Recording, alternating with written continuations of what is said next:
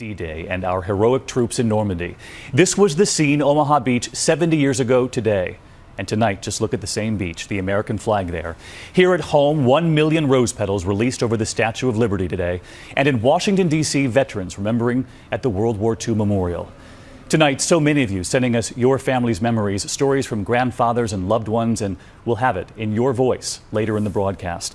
But first, ABC's chief White House correspondent Jonathan Karl is there tonight, traveling with the president. From President Obama today, a soaring tribute to the heroes who turned the tide of history 70 years ago. These men waged war so that we might know peace. They sacrificed so that we might be free. They fought in hopes of a day when we no longer need to fight.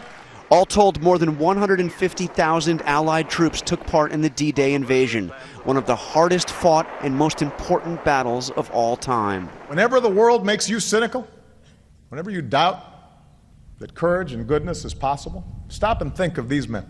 Men like Cosmo Otero, just 20 when he landed on Omaha Beach, now returning with his daughter and granddaughter for an emotional first time.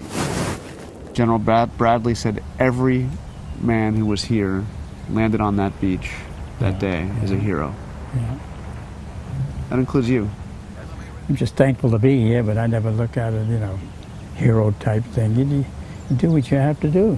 There are only a handful of photographs from Omaha Beach on that day and vivid memories from men like Cosmo. The bullets are bad, but it's the artillery bombing, because you're always feeling to see if you still got your legs, you got your arms, because I know you wouldn't feel it if they blew off. I've been blessed, lucky. The sacrifice is almost unimaginable. More Americans died in 24 hours on D-Day than have been killed in 10 years of war in Afghanistan. Don Jakeway, now 92, parachuted in. Nearly 2/3 of the men in his squad were killed. In my squad alone, and they're buried here.